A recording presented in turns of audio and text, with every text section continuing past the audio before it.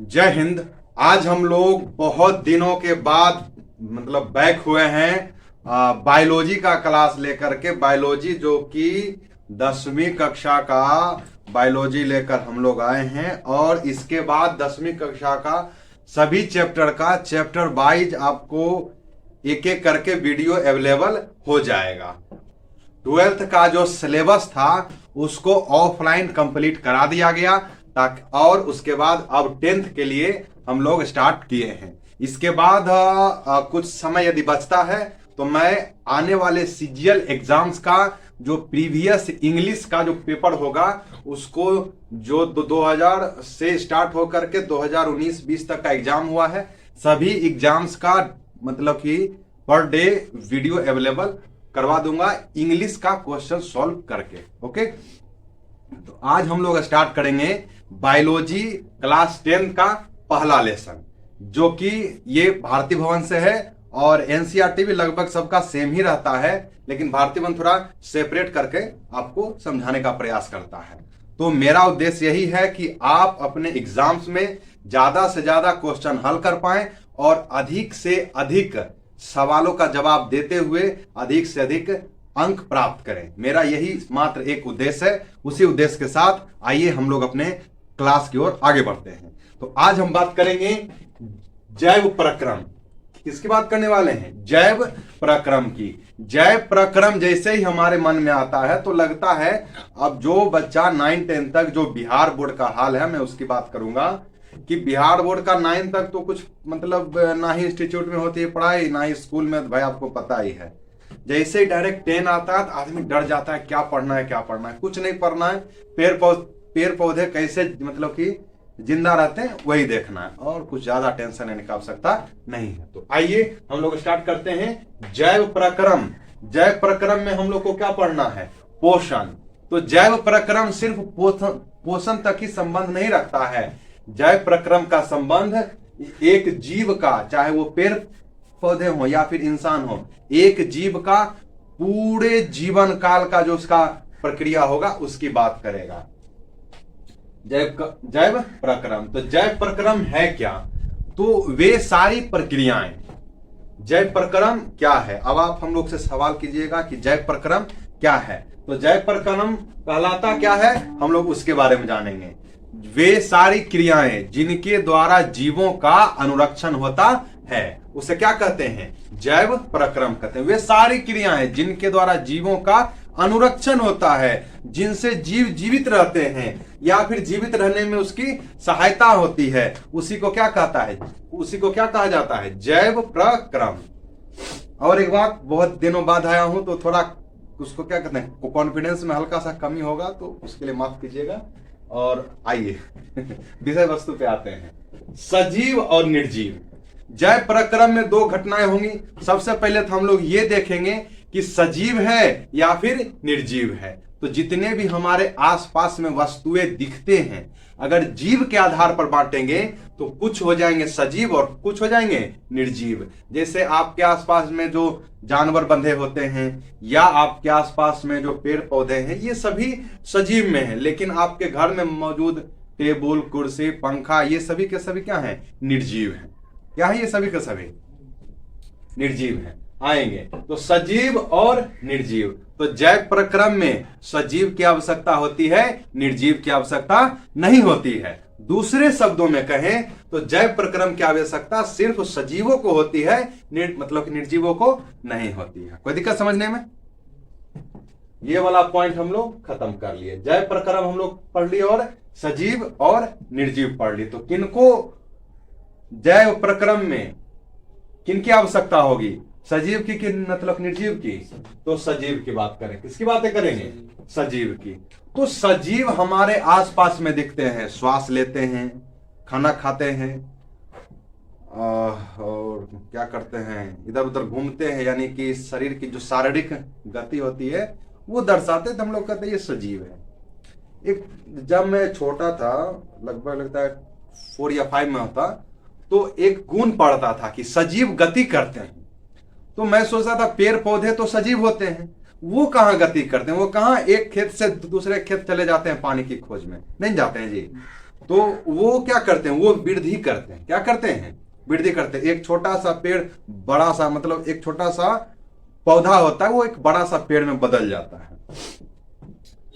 तो वो तो हो गया, लेकिन अगर बात करेंगे हम ऐसे छोटे छोटे जीव की, जो जीव हमारे खुले आंखों से नहीं दिखता है, तो बंद आंखों से तो वैसे भी नहीं दिखने वाला है ना। आप क्यों डर के बैठे हुए हैं? कॉन्फिडेंटली बैठिए, कोई दिक्कत नहीं, सब अपने विद्यार्थी है। डरा हुआ है विद्यार्थी एक बैठा हुआ है, हाँ, नहीं डरा हुआ है। चलो ध्यान दो, आइए।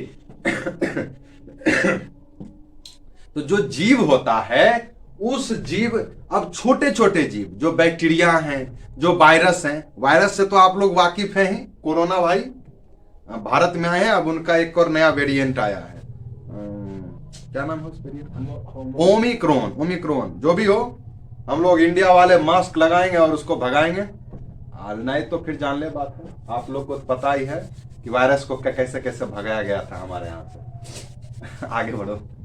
तो विषाणु या वायरस, सजीव जगत में हम लोग आंख से दिखने वाले जितने सजीव हैं सभी के गुण के बारे में जानते हैं, लेकिन जो निर्जीव हैं या फिर जो जीव इतने छोटे हैं कि उन्हें हम लोग खुली आंखों से नहीं देख सकते हैं, उसे देखने के लिए सूक्ष्मदर्शी यंत्र का प्रयोग किया जाता है। तो सूक्ष्मदर्शी यंत्र का प्रयोग जब हम लोग करेंगे तो उसको कब कहेंगे सजीव और कब कहेंगे निर्जीव?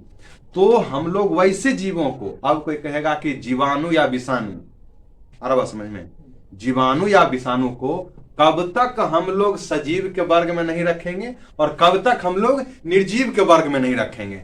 तो जब हमारा जीवाणु या विषाणु, जो भी वायरस वगैरह है, ये सब हमारी कोशिका को संक्रमित कर देता है। क्या कर देता है? अगर जीवाणु या विषाणु हमारी कोशिकाओं को संक्रमित करके अपनी आणविक गति दर्शाएगा, अगर दर्शा दिया तो सजीव, अगर नहीं दर्शाया तो निर्जीव। कोई दिक्कत है समझने में? जीवाणु या वायरस को कब तक सजीव वर्ग में नहीं रखेंगे? जब तक कि वह हमारी कोशिका को संक्रमित कर कौन गति नहीं दर्शाएगा? आणविक गति नहीं दर्शाएगा। आणविक गति दर्शा देगा अर्थात हमारी कोशिकाओं को संक्रमित कर देगा, कहेंगे यस, अभी जो वायरस डाला था वो सजीव है। अब वायरस डाले कोई असर नहीं हुआ, तो उस वायरस को क्या कहेंगे? निर्जीव वायरस से हुआ। अरे समझ में? वायरस जो छोटा छोटा होता है ना जी, बहुत छोटा, जिसको कि माइक्रोसॉफ्ट से हम लोग, माइक्रोसॉफ्ट क्या कहते हैं उसको, सूक्ष्मदर्शी यंत्र से हम लोग देखते हैं, है ना, माइक्रोस्कोप उसको कहते हैं, सॉरी मेरे मन में माइक्रोसॉफ्ट आ गया। माइक्रोस्कोप से हम लोग देखते हैं, तो माइक्रोस्कोप से जिसको देखेंगे उसको कब तक कहेंगे? कब तक नहीं फैसला हो पाएगा? जब तक कि वह हमारी कोशिका को संक्रमित कर आणविक गति नहीं दर्शाएगा। ओके, आगे बढ़े। यहां तक हम लोग का क्लियर हो गया। अब देखेंगे जितने भी जीव होते हैं हमारे आसपास में, जीव, हम लोग खुद जीव हैं, आप भी सजीव हैं, हाँ, वो भी सजीव हो, बैठा हुआ सजीव व्यक्ति बैठा हुआ। अणुओं का विन्यास एवं संयोजन की व्यवस्था होती है। जितने भी जीव होते हैं ना, चाहे वो पेड़ पौधे हैं चाहे वो इंसान है, उनमें क्या होता है?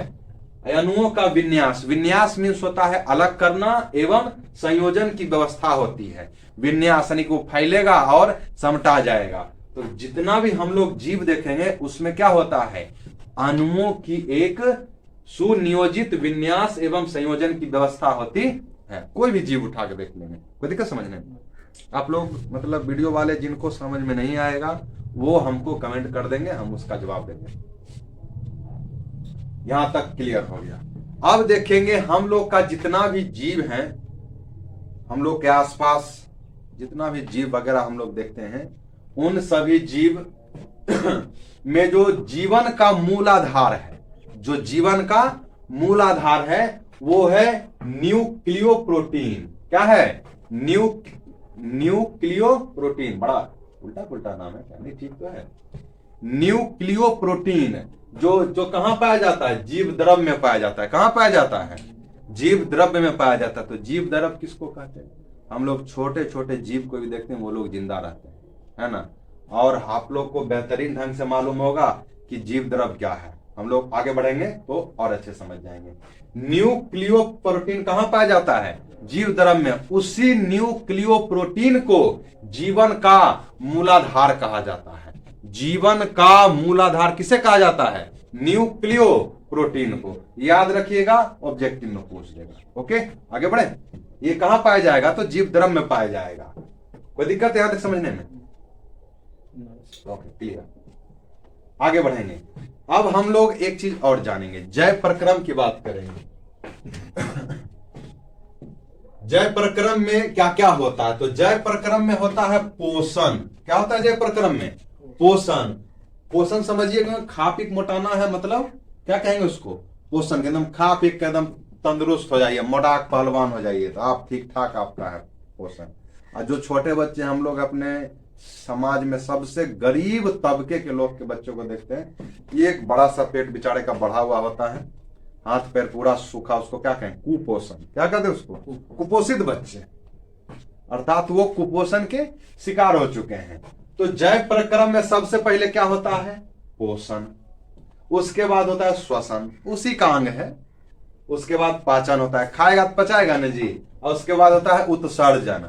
उत्सर्जन मीन्स मल त्यागना और मूत्र त्यागना, दोनों घटनाएं कहां आएंगी? उत्सर्जन में आएंगी। कहां आएंगी? मल त्यागना और मूत्र विसर्जन करना, दोनों कहां आएंगे? उत्सर्जन में आएंगे। खाना को पचाएंगे तो उसको क्या कहते हैं? पाचन क्रिया। और श्वसन, आप लोग श्वास लेते ही हैं, है ना? आजकल मास्क लगा के श्वास लेना है, नहीं तो मतलब दिक्कत हो जाता है। और हम लोग का पोषण, खाएंगे पिएंगे, वो सारी घटनाएं है ना, आपको बताएं कि वे सारी क्रियाएं जिनके द्वारा जीवों का अनुरक्षण होता है, उसे क्या कहते हैं? पोषण कहते हैं। ये सारी क्रियाएं होती हैं। अब हम लोग जानेंगे हमारी शरीर की सबसे छोटी इकाई। यूनिट होता है ना, आप लोग इसे हिंदी ग्रामर पढ़े होंगे, हिंदी व्याकरण, उसमें पढ़े होंगे। वर्ण होता है, वर्ण से मिलकर के शब्द बनता है, शब्द से मिलकर के वाक्य बनता है, वाक्य से मिलकर के है ना पद बनता है। तो उसी प्रकार शरीर की सबसे छोटी इकाई को क्या कहते हैं? कोशिका। और जब कई सारी कोशिकाएं आपस में मिलती हैं तब क्या बनता है? उत्तक। तो परिभाषा तो आप बनाइएगा ना कि कोशिकाओं के सुनियोजित समूह को क्या कहते हैं? उत्तक कहते हैं। उत्तकों के समूह को क्या कहते हैं? अंग कहते हैं। और अंगों के समूह को क्या कहते हैं? अंग तंत्र। क्या कहते हैं? और ढेर सारा अंग तंत्र मिल जाएगा तब क्या बन जाएगा? जीव। हम बनेंगे, आप बनेंगे, है ना, वे लोग बनेंगे, सब बन जाएंगे। कोई दिक्कत समझने में? दिक्कत तो हो रहा होगा, नहीं समझ रहे? हल्का है, ज्यादा टेंशन नहीं लेते। आइए, तो जीव के प्रकार, हमारे आसपास जीव के प्रकार होते हैं कि नहीं? आप एक कोशिकीय जीव हैं कि बहुकोशिकीय जीव? कैसे जीव हैं आप? बहु हैं आप किसी के? एक कोशिकीय जीव है। हाँ देखो, ये एक कोशिकीय जीव। अरे जितना भी जीव हम लोग आंखों से देख पाते हैं, सभी के सभी जीव क्या हैं? बहुकोशिकीय जीव है। कैसे जीव है? बहुकोशिकीय जीव। हम लोग को देखते हैं, खाना खाने के लिए अलग व्यवस्था है, श्वास लेने के लिए अलग व्यवस्था है ना, चलने फिरने के लिए अलग व्यवस्था है, पचाने के लिए अलग व्यवस्था है, जाने के लिए अलग व्यवस्था। बात समझ रहे हैं ना? तो सबकी एक अलग अलग व्यवस्था है। हम लोग बहुकोशिकीय है ना, हम लोग में बहुत सारी कोशिकाएं हैं। एक कोशिकीय जीव हम लोग को आंख से नहीं दिखता है, बहुत छोटा होता है। उसको किससे देखते हैं? माइक्रोस्कोप से देखते हैं। किससे देखते हैं? माइक्रोसॉफ्ट नहीं, माइक्रोस्कोप। मेरा वाला गलती दोहरा रहे हो। जीव के प्रकार तो आप लोग को वैसे पता है कि सजीव और निर्जीव। तो निर्जीव को तो हम लोग यही छुट्टी दे दिए हैं। अब बचा मेरे पास क्या? सजीव। कोरोना नहीं हो रहा है, खांसी हो रहा है। हमने दोनों वैक्सीन ले लिए, एकदम दबा दबा के टाइम से लिए। जीव के प्रकार, जीव में हो जाएंगे एक कोशिकीय जीव और बहुकोशिकीय जीव। तो वैसे जीव जो मतलब बहुत छोटे होते हैं उनको क्या कहते हैं? एक कोशिकीय जीव। इतना छोटा कि आंख से नहीं दिखना, उसको देखने के लिए हम लोग को क्या करना पड़ेगा? माइक्रोस्कोप से देखना पड़ेगा। और बहुकोशिकीय जीव तो आपके आसपास घूम ही रहे हैं, है ना। तो एक कोशिकीय जीव के साथ होता क्या है कि इसमें एक ही कोशिका होती है। अगर हम लोग उसको जूम करके देखेंगे, माइक्रोस्कोप माइक्रोस्कोप से, मतलब थोड़ा सा बड़ा करके देखेंगे, सूक्ष्मदर्शी यंत्र से बड़ा करके देखेंगे, उसमें एक ही कोशिका होती है, सिंगल सेल होता है, सिंगल सेल होता है। और वो अपना श्वसन, वो अपना पाचन, वो अपना उत्सर्जन, श्वसन, पाचन, उत्सर्जन और जनन भी है ना, जनन के द्वारा क्या करता है, वो लोग 1 से 2 होता है, 2 से 3 4 5 ऐसे बढ़ते जाता है ना। जैसा कि आप लोग को पता ही है कि एक कोशिकीय जीव हो या बहुकोशिकीय जीव हो, सभी जनन करते हैं। ये बेचारा भी जनन करता है। तो एक कोशिकीय जीव में श्वसन के लिए, पाचन के लिए, उत्सर्जन के लिए, जनन के लिए, मतलब जनन का नहीं यहां पर दिया हुआ था इसलिए फिर भी हम समझा देते हैं, ये सारी क्रियाएं किसके द्वारा होती है, विसरण के द्वारा। किसके द्वारा होती है, विसरण के द्वारा होती है। अगर किसी व्यक्ति को या किसी मतलब जानवर को टॉयलेट लगेगा, पेशाब लगेगा, तो वो जाएगा पेशाब करने के लिए। जानवर तो नहीं जाएगा, वो तो चलते चलते हो जाता है, लेकिन इंसान जाएगा। एक कोशिकीय जीव को कोई टेंशन नहीं है, वो चलते चलते कहीं भी निकल लेगा। आ रहा बात समझ में। एक कोशिकीय जीव है, उसके पास कहीं अंग नहीं है, यानी कि जो श्वास लेने के लिए विशेष अंग नहीं होते हैं, ना ही खाना पचाने के लिए, कुछ कुछ में होते हैं, तो उस सब हम लोग जानेंगे किस में होता है और किस में नहीं होता है। और पाचन के लिए भी कोई विशेष अंग नहीं होता, और पचने के बाद उत्सर्जन के लिए भी कोई विशेष अंग नहीं होता। ये सारी क्रियाएं कहां से बनती है उसमें, मतलब क्या होता है, विसरण से बन जाता है। किससे बन जाता है, अब आप लोग समझिए, मतलब इस बात को समझिए, विसरण किसे कहते हैं। आप लोग छत को देखें, नहीं छत देखा है, अब 5 इंची वाला जो होता है हम लोग के आसपास में घर में दीवार, और जब लगातार 3-4 दिन तक बारिश होती है तो देखते हैं उस तरफ से पानी दीवार पर इस तरफ आ जाता है, हम लोग कहते हैं पसीज गया। क्या कहते हैं, हालांकि वो भी एक प्रकार का विसरण का ही उदाहरण है, उस तरफ से इस तरफ आ गया। है ना, बस में पानी डायरेक्ट नहीं आता है, उसकी मात्रा आ जाती है हल्की हल्की हल्की हल्की, है ना। उसी घटना को क्या कहते हैं, विसरण, या फिर अगर ऐसे होता है तो उसको कहते हैं पसीज जाना। तो एक कोशिकीय जीव में कभी भी विशेष अंग नहीं होते हैं। आ रहा बात समझ में, नहीं समझ में। एक है इसका शरीर, इसी से ये पानी ग्रहण करेगा, इसी को ये छोड़ देगा, मतलब कि वो सर्जन के रूप में। कोई दिक्कत है, आगे बढ़े। तो अब आपसे सवाल इतना ही कहा जाएगा कि एक कोशिकीय जीव अपना श्वसन, पाचन एवं उत्सर्जन किस प्रक्रिया द्वारा करते हैं, तो क्या जवाब दीजिएगा, विसरण प्रक्रिया द्वारा। कोई दिक्कत समझने में, आगे बढ़े हम लोग। अब देखेंगे बहुकोशिकीय जीव, ये तो बड़ा जंजाल है, फेरा है इसमें, है ना। भगवान बना रहे थे तो बड़ा सोच समझ के बनाए थे। हर आवास में। अब भगवान बहुत अच्छा स्कूल का विद्यार्थी है, बहुत बढ़िया स्कूल का है, एकदम सब कुछ सोच समझ के बना है। उनको पता इंसान है, एक एक दिन खाएगा फिर 5 दिन आराम करेगा, इस चक्कर में रोज खाओ, हर रोज आराम करो, है कि नहीं। सांप वगैरह रख देते हैं, खाता है और 15 दिन तक रेस्ट करता है। आगे बढ़ेंगे तो बहुकोशिकीय जीव की बातें करेंगे। तो बहुकोशिकीय जीव में परिवहन तंत्र होता है। परिवहन तंत्र जैसे ही हम लोग बात करेंगे, ये क्या होता है परिवहन तंत्र, टेंशन हो जाता है कि परिवहन तंत्र क्या। अरे भैया, ले जाने ले आने की घटना को क्या कहते हैं, वाहन माने भाग ले जाओ, वाहन वाहन वाहन वाला नहीं, सिस्टर वाला नहीं, वाहन वाहन है। और परिवहन मतलब उसको कोई लेके जाएगा, परिवहन तंत्र। हम लोग पानी पीते हैं मुंह में, पानी कहां पहुंच जाता है, पेट में, आधा घंटा बाद कहां पहुंच जाता है, खेत में नहीं जाता है, मतलब बाहर निकल जाता है हमारे शरीर से। ये सारी घटनाएं किनके द्वारा होती है, परिवहन तंत्र के द्वारा। परिवहन में यहां से वहां ले जाने की घटना को क्या कहते हैं, परिवहन। कोई बड़ा बात नहीं, घबराने की जरूरत नहीं है। आगे बढ़ेंगे, श्वसन तंत्र की बात करेंगे। तो आप लोग को पता है, श्वास लेने वाला जो भी सिस्टम है उसे क्या कहेंगे, श्वसन तंत्र। इसका सेकेंड लेसन हम लोग का यही है, इसके बाद वाला जो लेसन हम लोग पढ़ेंगे ना, यही पढ़ेंगे। फिर पाचन तंत्र है, खाना पचाने के लिए, और फिर उत्सर्जन तंत्र, और इसी में मिलके आता है जनन तंत्र, है ना। तो मतलब कि जनन तंत्र का भी खुद एक अपना लेसन है, वो भी हम लोग पढ़ेंगे। उत्सर्जन तंत्र के बारे में भी जानेंगे। अब यहां तक किन्हीं को दिक्कत है, एक कोशिकीय जीव को इन सारी क्रियाओं के लिए विसरण करना पड़ता है ना, शरीर के किसी भाग से निकल जाएगा एक कोशिकीय जीव को। लेकिन बहुकोशिकीय जीव में सब चीज के लिए अलग अलग तंत्र है। कोई दिक्कत समझने में, यही बताने का उद्देश्य था। यहां तक क्लियर हुआ, हाँ कि नहीं हुआ। अब आगे देखते हैं, पोषण किसे कहते हैं। जय प्रक्रम तो हो गया, पोषण किसे कहते हैं, दाल भात खाना, अरे कोई भी चीज खा लो या उस विधि से ग्रहण कर लो जिसके द्वारा तुम जिंदा रह सको, वही है तो पोषण। घबराने की क्या बात है। पोषण वह विधि जिससे जीव पोषक तत्वों को ग्रहण कर उनका उपयोग करते हैं, है ना। वह विधि जिससे जीव पोषक तत्वों को ग्रहण कर उनका क्या करते हैं, उपयोग करते हैं।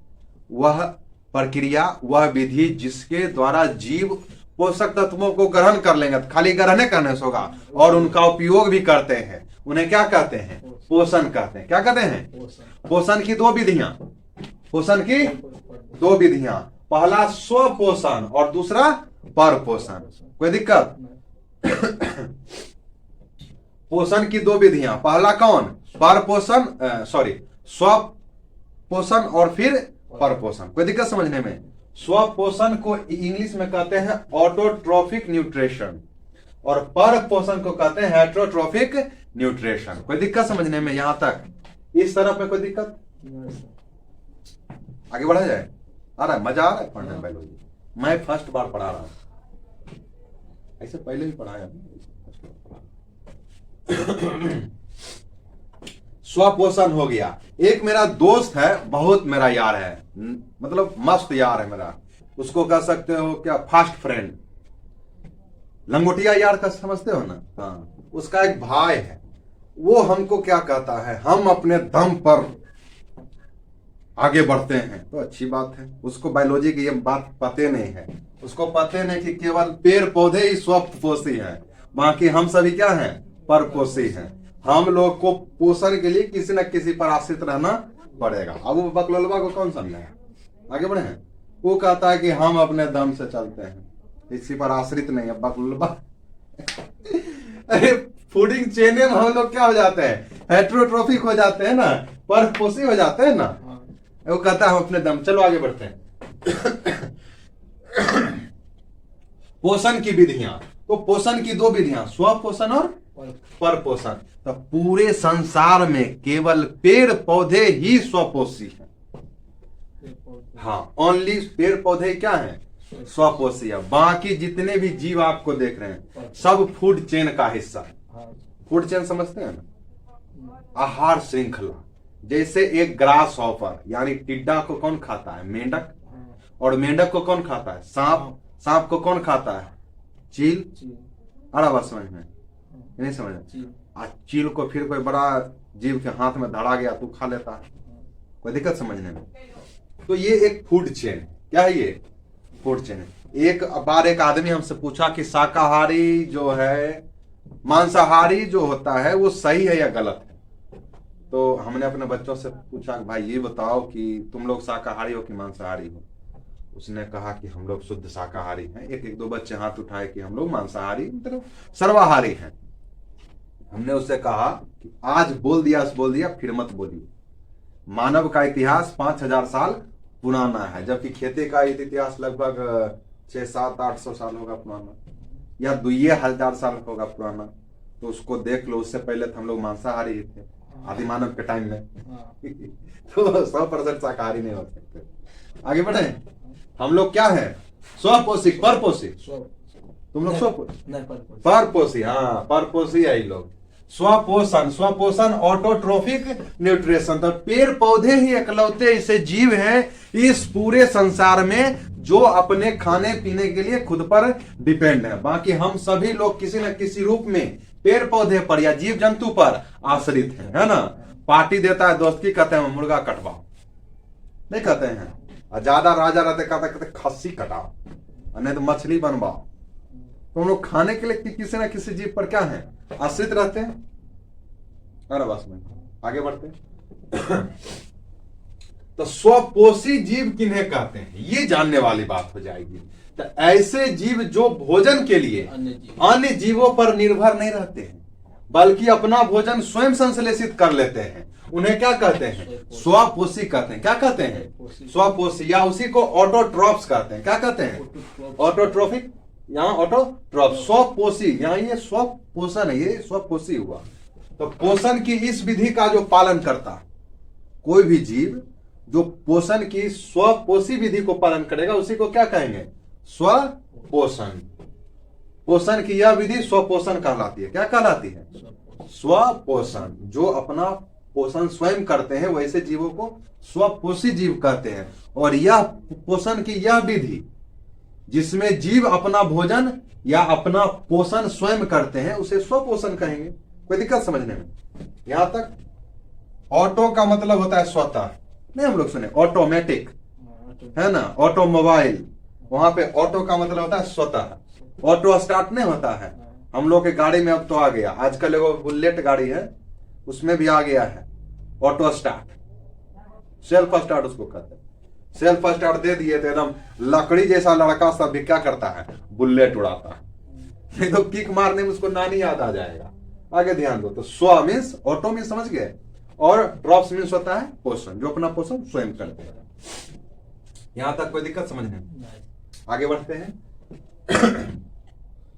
आगे लिखा हुआ है कि सभी हरे पौधे सूर्य के प्रकाश में प्रकाश संश्लेषण की प्रक्रिया पूरी करते हैं। एक विद्यार्थी हमसे बात कर रहा था कि सर जो पानी के अंदर रहते हैं पौधे, वो भी तो अपना खाना उसी विधि से प्राप्त करते हैं।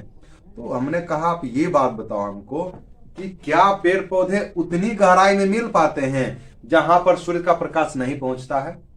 तो उन्होंने कहा सर नहीं, उतना नीचे तभी तक जानकारी उनको भी नहीं थी, हमको भी नहीं थी, हम ही पता किए। तो बहुत नीचे जाने के बाद कुछ समुद्री जलीय पौधे ही पाए जाते, छोटे छोटे होते हैं, लेकिन जो पेड़ होते हैं जैसे कि शैवाल हो गया, ये सब नहीं दिखता है। ये सब वहीं तक रहेगा जहां तक सूर्य मतलब कि सूर्य का प्रकाश जाता है। तो वो उसी से क्या करते हैं, वो अपना खाना वहां बना लेते हैं, है ना। तुम ये मत सोचना कि उसमें धुआं किधर जाए कुकर लेके थोड़े गया है मतलब वो अपना पोषण के लिए फोटोसिंथेसिस का काम, जो प्रकाश संश्लेषण का काम होता है, वो वहीं कर लेते हैं, जहां उनको मिल गया वहीं कर ले। ऑक्सीजन वो ले लेते हैं अपने पानी से, CO2 भी ले लेते हैं, वहीं से ले लेते हैं वो लोग। कहता है सभी हरे पौधे सूर्य के प्रकाश में प्रकाश संश्लेषण की प्रक्रिया पूरी करते हैं। आप लोग ये बताइए कि बादलों वाले दिन में क्या प्रकाश संश्लेषण होता है? बादल जिस दिन चारों तरफ घेरे हुए रहता है, क्या उस दिन होता है? होता है, कम मात्रा में होता ही नहीं होता, कम मात्रा में वो फोटोसिंथेसिस कर पाते हैं पेड़ पौधे, लेकिन होता जरूर है। नहीं रहेगा तो फिर प्रॉब्लम में हो जाएगा। हाँ, साफे बादल घेर ले है, पूरे राते टाइप लग रहा है, तो थोड़ा बहुत कम चांस होता है, ऐसे तो हम लोग को दिख जाता है। अब यहां देखेंगे, सभी हरे पौधे के पत्तियों में क्या पाया जाता है? क्लोरोप्लास्ट। क्या पाया जाता है? हमको पता है कि आप क्या बोलिएगा, क्लोरोफिल बोलिएगा, वो तो हरा होने का रीजन है, बता देंगे वो भी। सभी हरे पौधे के पत्तियों में हरित लवक यानी कि क्लोरोप्लास्ट पाया जाता है। ठीक है, यहां तक समझ गए। और क्लोरोप्लास्ट में हरे रंग का जो वर्णक होता है ना, उसी को क्लोरोफिल कहते हैं। क्लोरोप्लास्ट में जो हरे रंग का वर्णक होता है उसे क्या कहते हैं? क्लोरोफिल कहते हैं, या उसी को पर्णहरित कहा जाता है। और फोटोसिंथेसिस के प्रोसेस में अर्थात प्रकाश संश्लेषण की प्रक्रिया में मेन विलन का रोल यही निभाता है, क्लोरोफिल। फोटोसिंथेसिस का जो प्रक्रिया होता है उसमें मेन विलन का रोल कौन निभाता है? क्लोरोफिल। ये क्या करता है? सूर्य के प्रकाश को ऑब्जर्व कर लेता है ना। आपको आदि में भी आएगा कि सूर्य के प्रकाश ऊर्जा को अवशोषित करने में और उसको रासायनिक ऊर्जा में बदलने में कौन मदद करता है पेड़ पौधे को? तो क्लोरोफिल मदद करता है। कहां पाया जाता है? तो पत्तियों में पाया जाता है ना।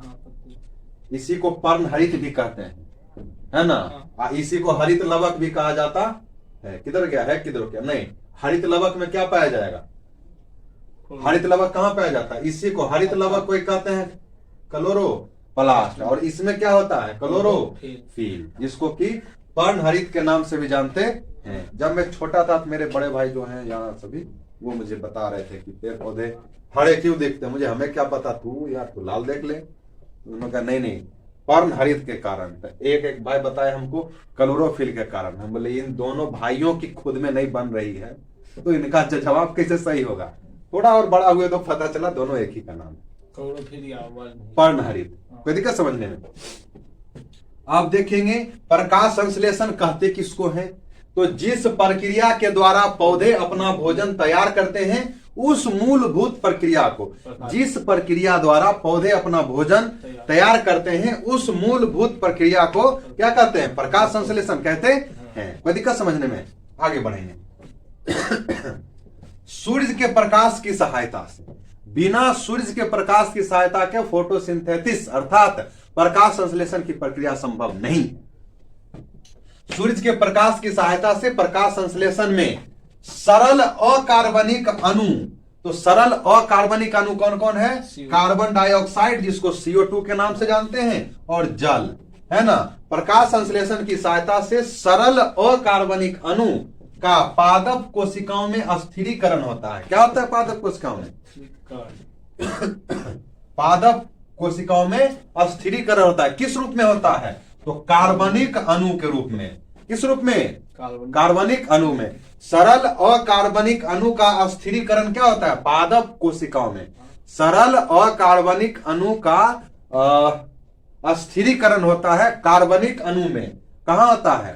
पेड़ पौधे में, है ना, पेड़ पौधे में। और वह अणु है ग्लूकोज। क्या है? ग्लूकोज। लोग इसको ग्लूकोज भी हमारे आसपास में कहते हैं, घर में, है ना, लेकिन वास्तव में क्या होता है? ग्लूकोज, जो कि कार्बोहाइड्रेट भी इसी को कहा जाता है। हम लोग संसार का कोई घी मलिदा खाएंगे, लेकिन कार्बोहाइड्रेट ही उससे बनेगा, है ना। थोड़ी बहुत मात्रा में प्रोटीन विटामिन मिल जाएगा, वो अलग बात है, लेकिन मूलभूत रूप से क्या बनेगा? कार्बोहाइड्रेट ही बनेगा। सभी के जितने पेड़ पौधे हैं या इंसान है, जो भी खाएंगे, क्या बनेगा? कार्बोहाइड्रेट। तो सरल अकार्बनिक अणु और CO2 और जल का पादप कोशिकाओं में अस्थिरीकरण कार्बनिक अणु ग्लूकोज यानी कि कार्बोहाइड्रेट में होता है। कोई दिक्कत समझने में? ना समझ रहे हो? समझ गया। अब देखो, जो कि VVI पॉइंट यहां पर देता है, कभी कभी कहेगा प्रकाश संश्लेषण की प्रक्रिया को लिखिए, सूत्रों के द्वारा दर्शाइए, है ना। तो कैसे दर्शाइएगा? 6CO2 प्लस 12H2O, और ये रिएक्शन अगर आपस में करता है तो रिएक्शन में उत्प्रेरक के रूप में, उत्प्रेरक किसे कहते हैं? उत्प्रेरक, उत्प्रेरक उसे कहते हैं जो अगर रासायनिक अभिक्रिया में शामिल हो जाएगा तो या तो प्रक्रिया को तेज कर देगा या कम कर देगा। तो ज्यादातर स्थिति में तेज ही करता है, तो उसी को क्या कहते हैं? उत्प्रेरक। तो यहां पर उत्प्रेरक के रूप में कौन कौन आएंगे? सूर्य का प्रकाश और क्लोरोफिल आएगा। तो क्या बन जाएगा? C6H12O6, जिस ये ग्लूकोज का सूत्र है। C6H12O6 ये किस चीज का सूत्र है? ग्लूकोज का। प्लस ऑक्सीजन और जल, 6O2 प्लस 6H2O। तो ये ध्यान आपको सवाल अब क्या पूछेगा? कोई मान लिया वर्तुहारे आ गया, ऐसे तो आप लोग का भी नहीं आएगा, वीडियो वाले आप लोग का भी नहीं आएगा, आप लोग भी बच्चे हो, फिर भी बड़े बुजुर्ग जो भी पढ़े लिखे होते हैं वो आपसे क्या कहेंगे? ग्लूकोज का सूत्र बताइए, आणविक सूत्र बोलिए, तो वही होगा C6H12O6। और प्रकाश संश्लेषण की प्रक्रिया के फलस्वरूप ऑक्सीजन और जल निकलता है। कौन निकलता है?